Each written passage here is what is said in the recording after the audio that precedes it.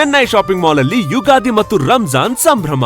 ನಿಮ್ಮ ಹಬ್ಬದ shopping Chennai shopping mall ಅಲ್ಲಿ ಮಾಡಿ ಬೆಳ್ಳಿ ಉಚಿತವಾಗಿ ಪಡೆಯುವುದರ ಜೊತೆಗೆ ಇನ್ನು ಹಲವು ಅದ್ಭುತ ಬಹುಮಾನಗಳನ್ನು ಉಚಿತವಾಗಿ ಪಡೆಯಿರಿ. ಮಾರಿಕಾಂಬಾ ದೇವಿ ಜ್ಯೋತಿಷಾಲಯ, ಪಂಡಿತ್ NS ಭಟ್, ವಿಳಾಸ ಸಿಟಿ ಟಾಕೀಸ್ ಸರ್ಕಲ್, ಶರಣಬಸವೇಶ್ವರ ಆಸ್ಪತ್ರೆ ಎದುರು, ರಾಯಚೂರು. ದೂರದ ಊರಿನವರಿಗೆ ಫೋನ್ನ ಮೂಲಕ ಪರಿಹಾರ ತಿಳಿಸುತ್ತಾರೆ. ನುಡಿದಂತೆ ನಡೆಯುವವರು. ಅಸಾಧ್ಯವಾದದ್ದು ಇಲ್ಲಿ ಸಾಧ್ಯ. ಸಮಸ್ಯೆ ನಿಮ್ಮದು, ಪರಿಹಾರ ನಮ್ಮದು.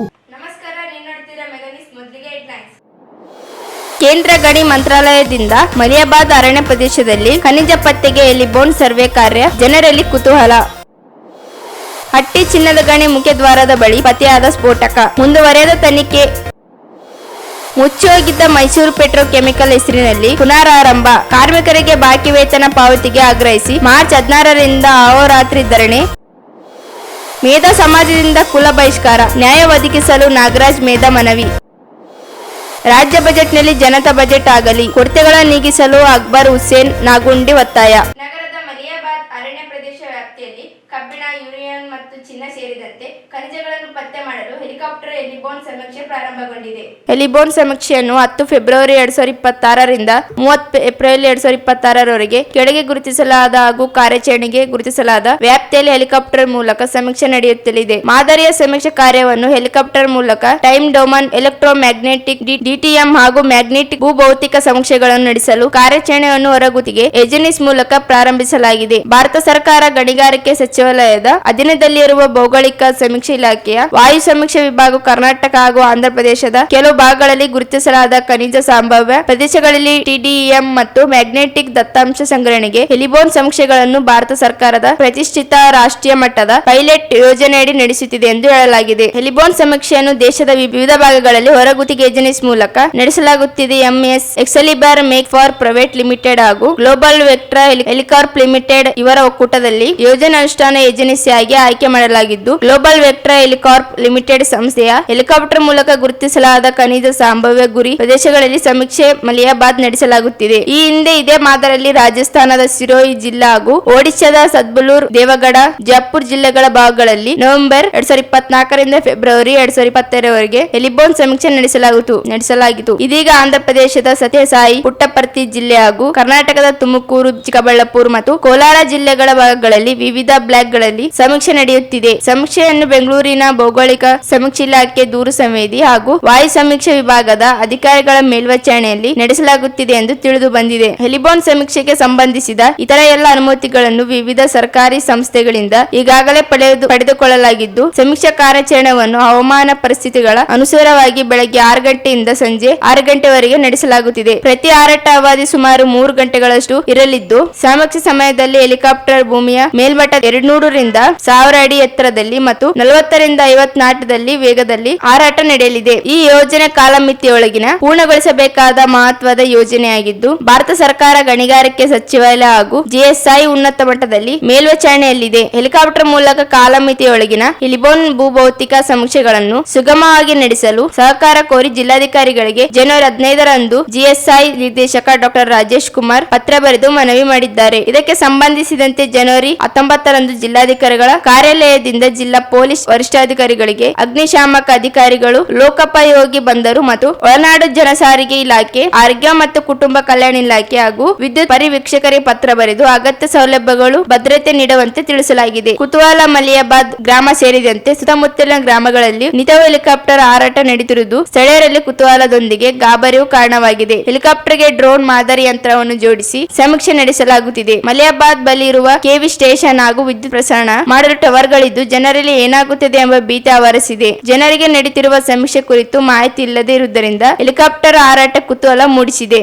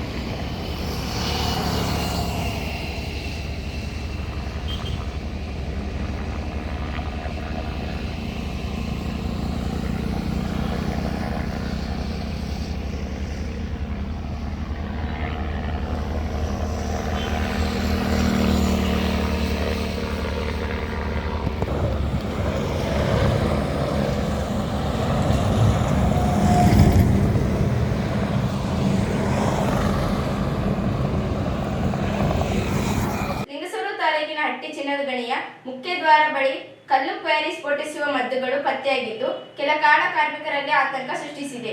ಹಟ್ಟಿ ಚಿನ್ನದ ಗಣಿ ಕಂಪನಿಯ ಗೇಟ್ ಬಳಿ ಮುಖ್ಯ ರಸ್ತೆಯಲ್ಲಿ ಸುಮಾರು 15ಕ್ಕೂ ಹೆಚ್ಚು ಮದ್ದುಗಳು, ಕ್ರಾಟೇಜ್ಗಳು ಪತ್ತೆಯಾಗಿದ್ದು ಯಾರಿಗೆ ಸೇರಿದ್ದವು ಎಂದು ತಿಳಿದು ಬಂದಿಲ್ಲ. ಹಟ್ಟಿ ಚಿನ್ನದ ಗಣಿ ಭದ್ರತಾ ಸಿಬ್ಬಂದಿಗಳು, ಅಧಿಕಾರಿಗಳು, ಪೊಲೀಸರು ಸ್ಥಳಕ್ಕೆ ಭೇಟಿ ನೀಡಿ ಪರಿಶೀಲನೆ ನಡೆಸಿದ್ದಾರೆ. ದ್ವಿಚಕ್ರ ವಾಹನದಲ್ಲಿ ಹೊರಡುತ್ತಿದ್ದ ಸವಾರರೇ ಮದ್ದುಗಳನ್ನು ಬಿಡಿಸಿಕೊಂಡು ಹೋಗಿದ್ದಾರೆ ಎಂದು ಹೇಳಲಾಗುತ್ತಿದ್ದು, ಯಾವುದೇ ಸುರಕ್ಷತಾ ಕ್ರಮಗಳಿಲ್ಲದೆ ಬೈಕ್ನಲ್ಲಿ ಮದ್ದುಗಳ ಸಾಗಿಸುತ್ತಿರುವುದು ಹಲವು ಅನುಮಾನಗಳಿಗೆ ಎಡೆ ಮಾಡಿಕೊಟ್ಟಿದೆ. ಸ್ಫೋಟಕ ಮದ್ದುಗಳ ಪತ್ತೆ ಹಿನ್ನೆಲೆಯಲ್ಲಿ ಹಟ್ಟಿ ಚಿನ್ನದ ಗಣಿ ಪೊಲೀಸರು ಮಾಹಿತಿ ಕಲೆ ಹಾಕುವ ಪ್ರಕ್ರಿಯೆ ಚುರುಕುಗೊಳಿಸಿದ್ದಾರೆ. ಸದಾರಿ ಮದ್ದುಗಳನ್ನು ಎಲ್ಲಿಗೆ ಸಾಗುತ್ತಿದ್ದರು ಎಂಬುದನ್ನು ತನಿಖೆಯಿಂದ ಹೊರಬರಬೇಕಿದೆ. ನಿಷೇಧಿತ ಪ್ರದೇಶವಾಗಿರುವ ಹಟ್ಟಿ ಚಿನ್ನದ ಗಣಿ ಬಳಿಯೇ ಮದ್ದುಗಳು ದೊರಕಿರುವುದು ಹಲವಾರು ಸಂಶಯಗಳಿಗೆ ಎಡೆ ಮಾಡಿದೆ. ಆಕಸ್ಮಿಕ ಅವಘಡ ಸಂಭವಿಸಿದರೆ ಏನಾಗುತ್ತಿತ್ತು ಎನ್ನುವ ಭೀತಿ ಆವರಿಸಿದೆ. ಸೂಕ್ಷ್ಮ ಪ್ರದೇಶದಲ್ಲಿ ಗಣಿಗಾರಿಕೆ ಕುರಿತು ಎಚ್ಚರಿಕೆ ವಹಿಸದೇ ಇರುವುದು ವ್ಯಾಪಕ ಟೀಕೆಗೆ ಕಾರಣವಾಗಿದೆ. ಚಿನ್ನದ ಗಣಿಯಲ್ಲಿ ಸ್ಫೋಟಕಗಳನ್ನು ಬಳಸುತ್ತಿರುವುದು ಯಾರಾದರೂ ಮೇಲ್ಭಾಗದಲ್ಲಿ ಯಾವುದೇ ಸುರಕ್ಷತೆ ಇಲ್ಲದೆ ಸಾಗಣೆ ನಡೆದಿರುವುದು ಹಲವಾರು ಪ್ರಶ್ನೆಗಳಿಗೆ ಕಾರಣವಾಗಿದೆ.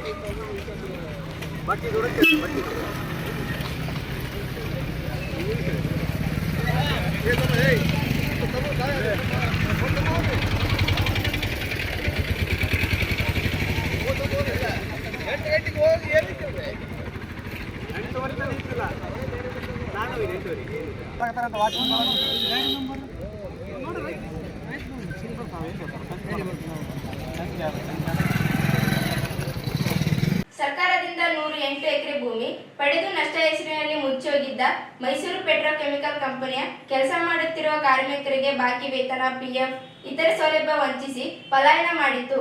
ಆದರೆ ಈಗ ಬೇರೆ ಹೆಸರಿನಲ್ಲಿ ಅದೇ ಕಂಪನಿ ಮತ್ತೆ ಪ್ರಾರಂಭಿಸಲು ಮುಂದಾಗಿದೆ.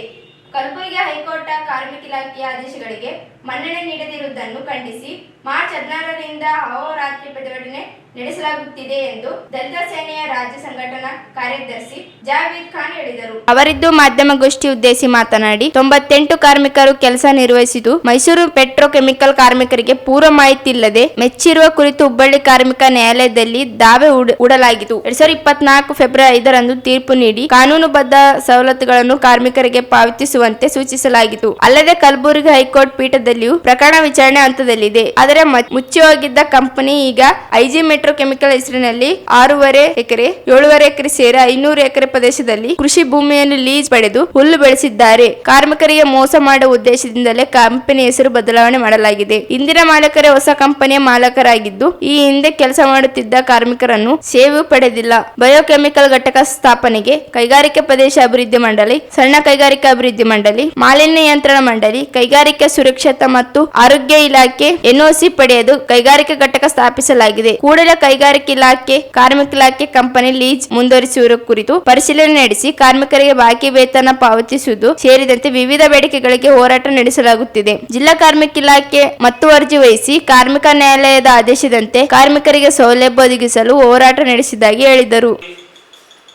ಸುಮಾರು 100ರಿಂದ ಅಧಿಕ ಕುಟುಂಬಗಳು ಅಲ್ಲಿ ದುಡಿದಂತ ಕೈಗಳಿಗೆ ಮೋಸ ಮಾಡಿ ಇವರು ಸಾಮಾನ್ಯ ಒಂದು ರೀಸನ್ ಅನ್ನು ಕೋರ್ಟಿಗೆ ಕೊಟ್ಟು ಲಾಸ್ ಆಗಿದೆ ಅಂತೇಳಿ ಇಲ್ಲಿಂದ ಓಡಿ ಹೋಗಿರ್ತಾರೆ.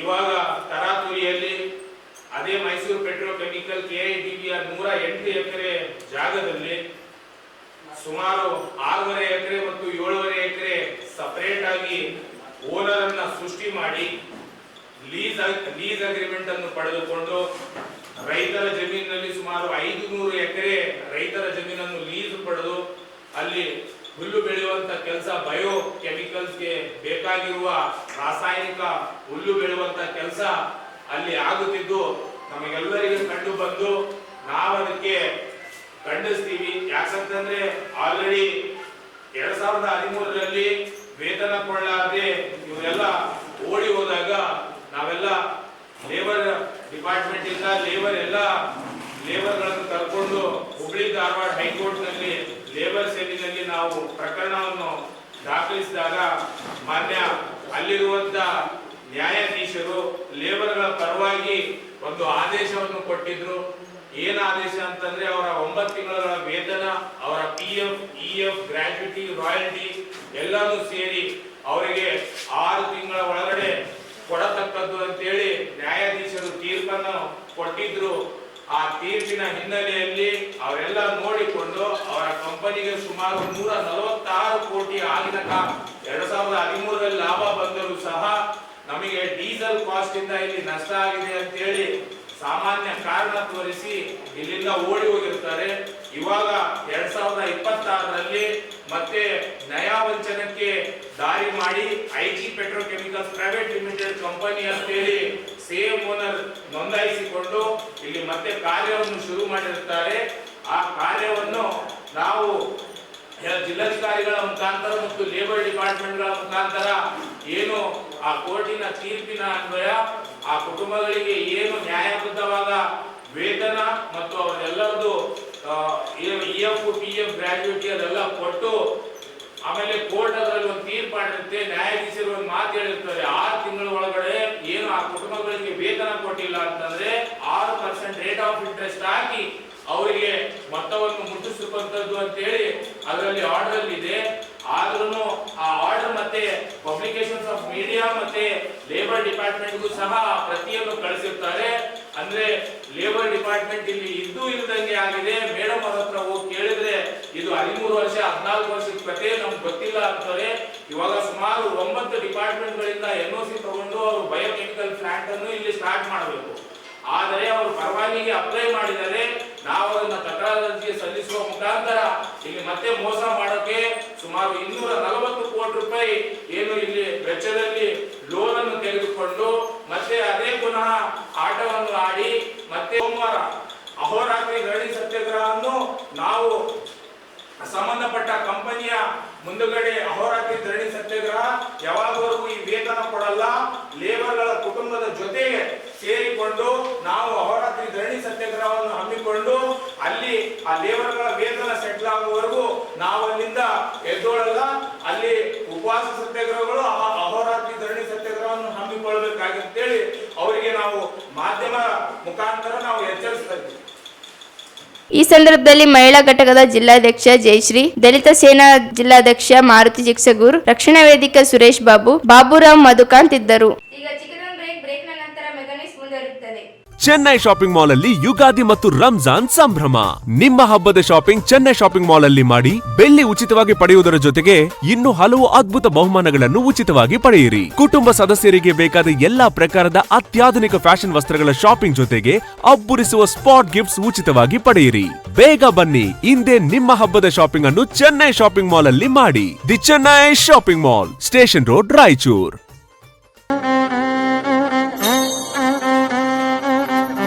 ಮಾರಿಕಾಂಬಾ ದೇವಿ ಜ್ಯೋತಿಷಾಲಯ, ಪಂಡಿತ್ ಎನ್ಎಸ್ ಭಟ್, ವಿಳಾಸ ಸಿಟಿ ಟಾಕೀಸ್ ಸರ್ಕಲ್, ಶರಣಬಸವೇಶ್ವರ ಆಸ್ಪತ್ರೆ ಎದುರು, ರಾಯಚೂರು. ದೂರದ ಊರಿನವರಿಗೆ ಫೋನ್ನ ಮೂಲಕ ಪರಿಹಾರ ತಿಳಿಸುತ್ತಾರೆ. ನುಡಿದಂತೆ ನಡೆಯುವವರು, ಅಸಾಧ್ಯವಾದದ್ದು ಇಲ್ಲಿ ಸಾಧ್ಯ.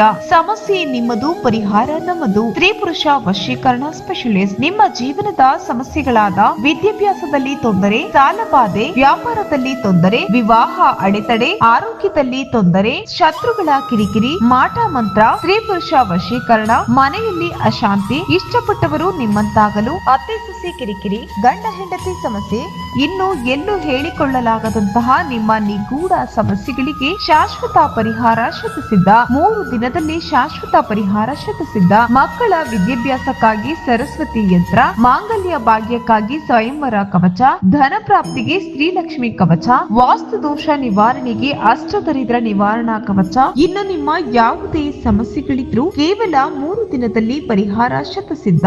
ಈಗಲೇ ಸಂಪರ್ಕಿಸಿ 8861952825. ಬ್ರೇಕ್ನ ನಂತರ ಮೆಗಾನಿಸ್ಗೆ ಸ್ವಾಗತ. ಕಳೆದ 12 ವರ್ಷಗಳಿಂದ ಮೇಧಾ ಸಮಾಜದಿಂದ ಕುಲ ಬಹಿಷ್ಕಾರ ಮಾಡಿದ್ದು, ಕೂಡಲೇ ಬಹಿಷ್ಕರಿಸಿದವರ ವಿರುದ್ಧ ಕಾನೂನು ಕ್ರಮ ಕೈಗೊಳ್ಳಬೇಕೆಂದು ರಾಜಶೇಖರ್ ಮೇಧಾ ಒತ್ತಾಯಿಸಿದರು. ಅವರಿದ್ದು ಮಾಧ್ಯಮಗೋಷ್ಠಿ ಉದ್ದೇಶಿಸಿ ಮಾತನಾಡಿ, ಪಿತಾರ್ಜಿತ ಆಸ್ತಿಯಲ್ಲಿ ಪಾಲು ಕೇಳಿದ್ದರಿಂದ ಸಮಾಜ ಮುಖಂಡರು ಹಾಗೂ ಕುಟುಂಬಸ್ಥರು ಸೇರಿ 2014 ಅಕ್ಟೋಬರ್ 26ರಂದು ಕುಲ ಬಹಿಷ್ಕರಿಸಿದ್ದಾರೆ. ಮೇಧಾ ಸಮಾಜದ ಮುಖಂಡರುಗಳಾದ ಪಾಪಯ್ಯ, ಅಮರೇಶ್, ರಾಮಚಂದ್ರ, ಶಂಕರ್, ಸಣ್ಣ ತಾಯಪ್ಪ, ಲಕ್ಷ್ಮಣ್, ತಾಯಿ ಲಕ್ಷ್ಮೀದೇವಿ, ಚಿಕ್ಕಮ್ಮ, ಮುನಿಯಮ್ಮ, ಅಣ್ಣನ ಮಕ್ಕಳಾದ ವಿಶಾಲ್ ಕುಮಾರ್, ಉದಯ್ ಕುಮಾರ್ ಇವರು ಸಮ್ಮುಖದಲ್ಲಿ ಸಭೆ ನಡೆಸಿ ಕುಲ ಬಹಿಷ್ಕರಿಸಿದ್ದಾರೆ. 2 ವರ್ಷ ನಂತರ 2016 ಅಕ್ಟೋಬರ್ 10ರಂದು ಶ್ರೀ ಬೀದರ್ ಮಲ್ಲಮ್ಮ ದೇವಿ ದೇವಸ್ಥಾನ ದರ್ಶನಕ್ಕೆ ಹೋದಾಗ ರಮೇಶ್ ಈತನ ಕುಲ ಬಹಿಷ್ಕರಿಸಿದ್ದರು, ದೇವಸ್ಥಾನಕ್ಕೆ ಬಂದಿರುವ ಎಂದು ಪ್ರಶ್ನಿಸಿ ರಾಡಿಯಿಂದ ಹಲ್ಲೆ ಮಾಡಿದ್ದ ಈ ಕುರಿತು ಮಾರ್ಕೆಟ್ ಯಾರ್ಡ್ ಠಾಣೆಯಲ್ಲಿ ದೂರು ಸಹ ದಾಖಲಾಗಿದೆ. ನನ್ನ ತಾಯಿ ಲಕ್ಷ್ಮೀದೇವಿ ಸಹಿತ ಕುಟುಂಬ ನ್ಯಾಯಾಲಯಕ್ಕೆ ನಮ್ಮ ವಿರುದ್ಧ ಜೀವನಾಂಶಕ್ಕಾಗಿ ಕೇಸ್ ದಾಖಲಿಸಿದ್ದರು. ನ್ಯಾಯಾಲಯ ಪ್ರತಿ ತಿಂಗಳು 2500 ರೂಪಾಯಿ ನೀಡುವಂತೆ ಕೋರ್ಟ್ ಆದೇಶ ನೀಡಿದೆ. ಈ ಎಲ್ಲಾ ಘಟನೆಗಳಿಗೆ ಮಧ್ಯೆ ಸಮಾಜದಿಂದ 2026 ಜನವರಿ 28ರಿಂದ 30ರವರೆಗೆ ದೇವಸ್ಥಾನದಲ್ಲಿ ಮೂರ್ತಿ ಪ್ರತಿಷ್ಠಾಪನೆ ಕಾರ್ಯಕ್ರಮಕ್ಕೆ ಸಮಾಜದಿಂದ ಆಹ್ವಾನ ನೀಡಿದ್ದರು. ದೇವಸ್ಥಾನಕ್ಕೆ ಫೆಬ್ರವರಿ 23ರಂದು ಹೋದಾಗ ರಾಮಚಂದ್ರ ಎಂಬುವರ ಅವಾಚ್ಯವಾಗಿ ನಿಂದಿಸಿ ಜೀವ ಬೆದರಿಕೆ ಹಾಕಿದ್ದಾನೆ. ಕಾನೂನು ಬಹಿರವಾಗಿ ಕಲ್ಲು ಬಹಿಷ್ಕಾರ ಹಾಕಿದವರ ವಿರುದ್ಧ ಕಾನೂನು ಕ್ರಮ ಕೈಗೊಂಡು ಸಹಜ ಜೀವನ ನಡೆಸಲು ಜಿಲ್ಲಾಡಳಿತ ಅವಕಾಶ ಮಾಡಿಕೊಡಬೇಕೆಂದು ಮನವಿ ಮಾಡಿದ್ದರು.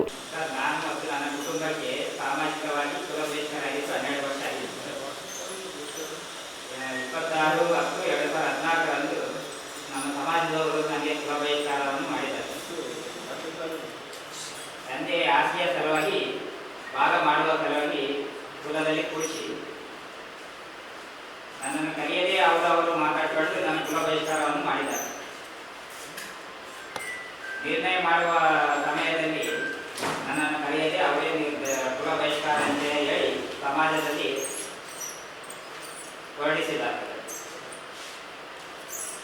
ಅಲ್ಲಿ ಇದ್ದವರು ನಿರ್ಣಯ ಮಾಡಿದ ಸಮಾಜದ ಪಂಚ ಹೆಸರುಗಳು ಪಾಪಯ್ಯ, ಅಮರೇಶು, ಶಂಕರು, ರಾಮಚಂದ್ರ, ಸಂತಾಯಪ್ಪ, ಲಕ್ಷ್ಮಣ. ಮನೆಯವರಾದ ತಾಯಿ ಲಕ್ಷ್ಮೀದೇವಿ, ಚಿಕ್ಕಮ್ಮ, ಮುನಿಯಮ್ಮ, ಅಣ್ಣನ ಮಕ್ಕಳು ವಿಶಾಲ್ ಕುಮಾರ್, ಉದಯ್ ಕುಮಾರ್ ಮತ್ತು ಇತರರು ಒಳಖರ್ಚು ಮಾಡಿ ರೂಪಿಸಿ ಕುಲ ಬಹಿಷ್ಕಾರವನ್ನು ನನಗೆ ಹಾಕಿದ್ದಾರೆ. ಇದು ಆದ ನಂತರ ನನಗೆ 2 ವರ್ಷ ನಂತರ ದಿನಾಂಕ 10/2024 ತಾಯಿ ಬಿದ್ರು ಮಲ್ಲಮ್ಮ ದೇವಿ ದೇವಸ್ಥಾನ ಗದ್ವಾಲ್ಪುರ ದೇವಸ್ಥಾನ ಹತ್ರ ಹೋದಾಗ ದೇವರ ದರ್ಶನಕ್ಕಂತ ಹೋದಾಗ ನಮ್ಮ ತಮ್ಮನಾದ ರಮೇಶನು ನನ್ನನ್ನು ರಾಡ್ ತಗೊಂಡು ತಲೆ ಮೇಲೆ ಹೊಡೆದು ರಕ್ತ ಸುರಿಯುವಂತೆ ಕೊಲೆ ಯತ್ನವನ್ನು ಮಾಡಿದ್ದಾನೆ. ಇದರ ಬಗ್ಗೆ ಮಾರ್ಕೆಟ್ ಯಾರ್ಡ್ ಪೊಲೀಸ್ ಸ್ಟೇಷನಲ್ಲಿ ಪ್ರಕರಣವನ್ನು ನಾನು ದಾಖಲೆ ಮಾಡಿದ್ದೀನಿ. ಇದು ಸದರಿ ಪ್ರಕರಣವನ್ನು ಮುಕ್ತಾಯವಾಗಿದೆ. ನಂತರ ನನ್ನ ತಮ್ಮನ ಮಾತುಗಳನ್ನು ಕೇಳಿ ನಮ್ಮ ತಾಯಿ ಫ್ಯಾಮಿಲಿ ಕೋರ್ಟಲ್ಲಿ ನನ್ನ ಮೇಲೆ ಕೇಸ್ ಆಗಿದೆ. ಫ್ಯಾಮಿಲಿ ಕೋರ್ಟ್ನಲ್ಲಿ ಕೇಸ್ ಆದಮೇಲೆ ಅದು ಪ್ರತಿ ತಿಂಗಳಿಗೆ 50,000 ಕೊಡಬೇಕು ಅಂತೇಳಿ ಕೋರ್ಟ್ ಡಿಸೈಡ್ ಮಾಡಿತು. ಕೊಟ್ಟು ನಂತರ ನನಗೆ ಕುಲ ಬಹಿಷ್ಕಾರ ಅನ್ನೋದು ಇನ್ನೂ ಕಂಟಿನ್ಯೂ ಮಾಡ್ತಾನೇ ಇದ್ದಾರೆ. ಇದರಿಂದ ನನ್ನ ಮಕ್ಕಳಿಗೆ ಮಕ್ಕಳಿದ್ದಾರೆ. ಅವರ ವಿದ್ಯಾಭ್ಯಾಸಕ್ಕೆ ಭಾಳ ತೊಂದರೆ ಆಯಿತು. ಆದರೂ ನನ್ನ ಜೀವನ ನಡೆಸ್ಕೊಂಡು ಬರ್ತಾ ಇದ್ದೀನಿ. ಅನೇಕ ಕಷ್ಟದಲ್ಲಿ ಬರ್ತಾ ಇದ್ದಾಗ ಮೊನ್ನೆ 28-29 ಸರ್ ಮಲ್ಲಮ್ಮ ದೇವಿ ಮೂರ್ತಿ ಉದ್ಘಾಟನೆಯನ್ನು ಮಾಡಿದರು ಸರ್. ಮಲ್ಲಮ್ಮ ದೇವಿ ಈ ಮೂರ್ತಿ ಉದ್ಘಾಟನೆಯನ್ನು ಮಾಡಿದರು. ಆಹ್ವಾನ ಪತ್ರಿಕೆಯನ್ನು ಮನೆಗೆ ಬಂದು ಕೊಟ್ಟಿದ್ದಾರೆ. ಕುಲ ಬಹಿಷ್ಕಾರ ಆದರೂ ಕೂಡ ಮನೆಗೆ ಬಂದು ನೀವು ಬರಬೇಕು ಅಂತೇಳಿ ಆಹ್ವಾನ ಪತ್ರಿಕೆಯನ್ನು ಕೊಟ್ಟಿದ್ದರು. ಕೊಟ್ಟ ಮೇಲೆ ಕಂಟಿನ್ಯೂ 3 ದಿವಸ ನಾನು ದೇವಸ್ಥಾನ ಹತ್ರ ಹೋಗಿ ಪೂಜೆಗಳನ್ನು ಮಾಡಿದ್ವಿ. ಪೂಜೆ ಮಾಡಿದ ಮೇಲೆ ಒಂದು 5-6 ದಿವಸ ಆದಮೇಲೆ ನೀವು ಕುಲ ಬಹಿಷ್ಕಾರ ಇದ್ದೀನಿ, ನೀವು ಗುಡಿಗೆ ಬರಬಾರ್ದು ಅಂತೇಳಿ ಕುಲದ ಮುಖಸ್ಥನಾದ ರಾಮಚಂದ್ರ ಎನ್ನವನ್ನು ನನಗೆ ಅಪಾಯ ನಿಂದನೆಗಳಿಂದ ಬೆದರಿಕೆಯನ್ನು ಬಲೆ ಬೆದರಿಕೆಯನ್ನು ವಾದ್ಯ ವಿಚಿತ್ರವಾದ ಶಬ್ದಗಳಿಂದ ಬೈದಿದ್ದಾರೆ. ಅದು ಆಡಿಯೋ ರೆಕಾರ್ಡಿಂಗ್ ಮಾಡಿದ್ದೀನಿ ಸರ್. ಅವ್ರು ಏನು ಬೈದಿದ್ದಾರೆ ನೀನು ಕುಲದಲ್ಲಿ ಇಲ್ಲ, ನೀನು ಎದಕ್ಕೆ ಬಂದಿದೀಯಾ, ಬರಬಾರ್ದು, ಕುಲ ಬಹಿಷ್ಕಾರ ಇದೆಯಾ, ನೀನು ಮರೆಯಬಾರ್ದು ಅಂತೇಳಿ ಈ ಥರ ಸಮಾಜದವರು ನನಗೆ ನಿಂದನೆ ಮಾಡ್ತಾ ಇದ್ದಾರೆ ಸರ್. ಇದ್ರ ಬಗ್ಗೆ ಜಿಲ್ಲಾಡಳಿತ ಹಾಗೂ ಜಿಲ್ಲಾಧಿಕಾರಿಗಳಿಗೆ ನಾನು ಮನವಿ ಮಾಡಿಕೊಳ್ಳೋದೇನೆಂದರೆ ನನಗೆ ಇದಕ್ಕೆ ಪರಿಹಾರವನ್ನು ಕೊಡಬೇಕಾಗಿ ವಿನಂತಿ ಸರ್. ಏನು ಸರ್? ಹಾಂ, ಕುಟುಂಬದವರು ನಿಂತ ಇವರು ಕುಲದವರು ಬಹಿಷ್ಕಾರ ಆಗ್ತಾರೆ ಸರ್. ಅದು ಪಂಚ ಅಂತ ಅವ್ರು ಇಷ್ಟು ದಿನ ಆಯ್ತು ಕುಲ ಬಹಿಷ್ಕಾರ ಏನಾದ್ರು. ರಾಜ್ಯದ ಮುಖ್ಯಮಂತ್ರಿ ಸಿದ್ದರಾಮಯ್ಯ ಅವರು 17ನೇ ಬಜೆಟ್ ಮಂಡಿಸಲು ಮುಂದಾಗಿದ್ದು, ಜನತೆಗೆ ಆಶಯಗಳಿಗೆ ತಕ್ಕಂತೆ ಅವಶ್ಯಕತೆಗಳನ್ನು ಬಜೆಟ್ನಲ್ಲಿ ಘೋಷಿಸುವ ಮೂಲಕ ಜನತಾ ಬಜೆಟ್ ನೀಡಬೇಕೆಂದು ಎಸ್ಡಿಪಿಐ ರಾಜ್ಯ ಸಮಿತಿ ಸದಸ್ಯ ಅಕ್ಬರ್ ಹುಸೇನ್ ನಾಗುಂಡಿ ಆಗ್ರಹಿಸಿದರು. ಅವರಿದ್ದು ಮಾಧ್ಯಮಗೋಷ್ಠಿ ಉದ್ದೇಶಿಸಿ ಮಾತನಾಡಿ, ಶಿಕ್ಷಣ, ಆರೋಗ್ಯ ಮತ್ತು ಹಿಂದುಳಿದ ವರ್ಗಗಳ ಕಲ್ಯಾಣಕ್ಕೆ ಯೋಜನೆಗಳನ್ನು ಘೋಷಣೆಯೊಂದಿಗೆ ಜಾರಿಗೆ ಬಂದಂತೆ ತೋರಿಸಬೇಕಿದೆ. ಕಲ್ಯಾಣ ಕರ್ನಾಟಕದ ಜಿಲ್ಲೆಗಳಿಗೆ ಕೇವಲ ಅನುದಾನ ಘೋಷಣೆಗೆ ಮಾತ್ರ ಸೀಮಿತವಾಗಿದೆ. ಜಾರಿಯ ಕುರಿತು ಸ್ಪಷ್ಟನೆ ನೀಡಬೇಕೆಂದರು. ಮುಖಂಡ ತೌಫಿಕ್ ಅಹಮದ್ ಮಾತನಾಡಿ, ರಾಯಚೂರು ಜಿಲ್ಲೆ ಬೇಡಿಕೆಗಳಿಗೆ ಬಜೆಟ್ನಲ್ಲಿ ಒತ್ತು ನೀಡಬೇಕಿದೆ. ರಿಂಗ್ ರೋಡ್ ನಿರ್ಮಾಣ, ಟೆಕ್ಸ್ಟೈಲ್ ಪಾರ್ಕ್ ಸ್ಥಾಪನೆ, ಕೆಎಸ್ಆರ್ಪಿ ಬಟಾಲಿಯನ್ ಸ್ಥಾಪನೆ ಕುರಿತು ಸರ್ಕಾರ ಬದ್ಧತೆ ತೋರಿಬೇಕೆಂದರು.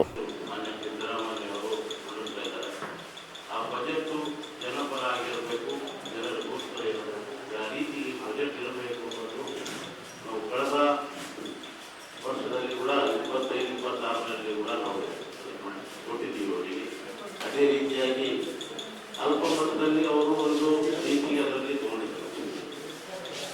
ಈಗ ಕೂಡ ನಾವು 26-27ನೇ ಸಾಲಿನಲ್ಲಿ ಕೂಡ ಬಜೆಟ್ ಹೇಗಿರಬೇಕು, ಎಷ್ಟಿರಬೇಕು, ಏನಿಗಾಗಿ ಬಜೆಟ್ ಇರಬೇಕು ಅಂತೇಳಿ ನಾವೆಲ್ಲ ರಾಜ್ಯದಲ್ಲಿ ಕೊಟ್ಟಿದ್ದೀವಿ. ಅದಲ್ಲದೆ ನಮ್ಮ ಜಿಲ್ಲೆಯ ಹಲವಾರು ಸಮಸ್ಯೆಗಳಿಗೆ ಯಾವ ರೀತಿಗೆ ಬಜೆಟ್ ಮಂಡಿಸಬೇಕು ನಮ್ಮ ಜಿಲ್ಲೆ ರಾಜ್ಯದಲ್ಲಿ ಅಂತ ನಾವು ರಾಜ್ಯದಲ್ಲಿ ಮಾಡಿದ್ದೀವಿ. ರಾಜ್ಯದಲ್ಲಿ ಸಾರ್ವಜನಿಕರ ಶಿಕ್ಷಣ, ಸಾರ್ವಜನಿಕ ಆರೋಗ್ಯ, ಅಲ್ಪಸಂಖ್ಯಾತರ ಕಲ್ಯಾಣ, ಹಿಂದುಳಿದ ವರ್ಗದ ಕಲ್ಯಾಣ, ಸಮಾಜ ಕಲ್ಯಾಣ, ನಗರ ಅಭಿವೃದ್ಧಿ ಮತ್ತು ಹೋರಾಟ ಹಲವಾರು ಕೊರತೆಗಳಿದ್ದಾವೆ ರಾಜ್ಯದಲ್ಲಿ. ಅದಕ್ಕೆ ಶಿಕ್ಷಕರ ಭರ್ತಿ ಕೂಡ ಅಗತ್ಯ ಇರುವುದರಿಂದ ಎಸ್ಪೆಷಲ್ ಆಗಿ ನಮ್ಮ ಕಲ್ಯಾಣ ಕರ್ನಾಟಕಕ್ಕಾಗಿ ಬಹಳಷ್ಟು ಕೊರತೆ ಇದ್ದಾವೆ. ಅದಕ್ಕೆ ರಾಜ್ಯದಲ್ಲಿ ಕಡೆಗಣಿಸಿ ಮಾಡೋದು ಅಂತೇಳಿ ನಾವು ಒತ್ತಡವನ್ನು ರಾಜ್ಯದ ಮುಖ್ಯಮಂತ್ರಿಗಳಿಗೆ ಕೊಟ್ಟಿದ್ವಿ. ಮೊನ್ನೆ ರಾಮಲಿಂಗಾರೆಡ್ಡಿ ರೆಡ್ಡಿ ಅವರು ಬಂದು ಅದಕ್ಕೆ ಸ್ವೀಕರಿಸಿರ್ಬೋದು. ಅದಕ್ಕೆ ಆದಷ್ಟು ನಾವು ಸ್ಪಂದಿಸ್ತೀವಿ ಅನ್ನೋದನ್ನು ಆಶ್ವಾಸನೆ ನಮ್ಮನ್ನು ಕೊಟ್ಟಿದ್ದಾರೆ. ಈಗ ಜಿಲ್ಲೆಗಳಲ್ಲಿ ಹಲವಾರು ಸಮಸ್ಯೆಗಳಿದ್ದಾವೆ. ಜಿಲ್ಲೆದ ಬಗ್ಗೆ ನಮ್ಮ ಜಿಲ್ಲಾಧ್ಯಕ್ಷರು ಅದಕ್ಕೆ ವಿವರವಾಗಿ ಹೇಳ್ತಾರೆ.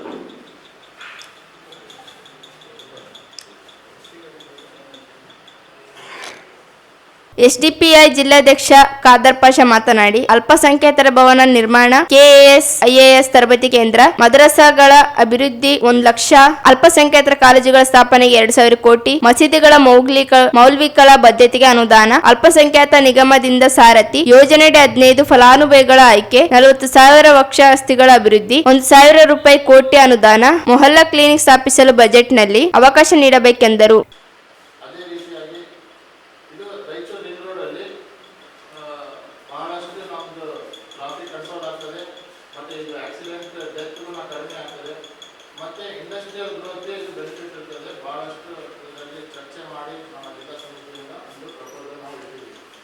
ಸೆಕೆಂಡ್ ಬಂದಾಗಿ textile park already state government ಅಲ್ಲಿ ಇದು last year mega textile park ಒಂದು ರೈತರಲ್ಲಿ ಆಗಬೇಕಂತ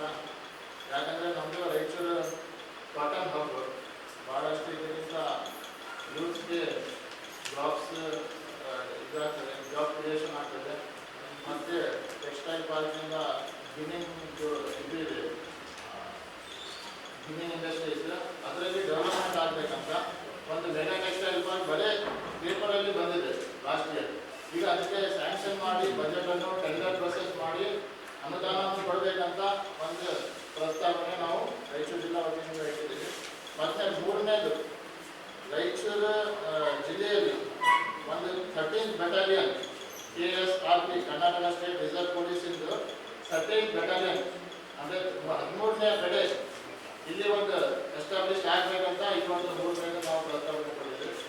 ತಮ್ಗೆ ಗೊತ್ತಿರೋಂಗೆ ಒಂದು ಬೆಟಾಲಿಯನ್ KSRP ಗುಲ್ಬರ್ಗಾದಲ್ಲಿ ಇದೆ.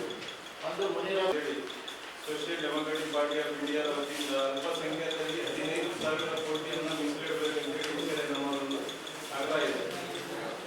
ಈ ಆಗ್ರಹ ಇದಕ್ಕೆ ಅಂತಂದ್ರೆ ನಮಗೆ ಬೇಕಾದಂಥ ಬಹಳಷ್ಟು ಬೇಕಾಗಿರೋದ್ರಿಂದ ಈಗ ಪ್ರೆಸೆಂಟ್ ನೋಡಿದ್ರೆ ನಾವು IAS ಮತ್ತು KS ಕೇವಲ ಬೆಂಗಳೂರಿನಲ್ಲಿ ಮಾತ್ರ ಇದೆ. ಅದನ್ನು ನಾವು ರಾಜ್ಯದಲ್ಲಿ 4 ಕಡೆ ಕಂದಾಯ ವಿಭಾಗವಾರು ಕನಿಷ್ಠ 4 ತರಬೇತಿ ಕೇಂದ್ರಗಳನ್ನು ಮಾಡಬೇಕಂತೇಳಿ ಈ ಸರಿ ನಮ್ಮ ಬಜೆಟ್ನಲ್ಲಿ ನಮ್ಮ ಒತ್ತಾಯ ಇದೆ.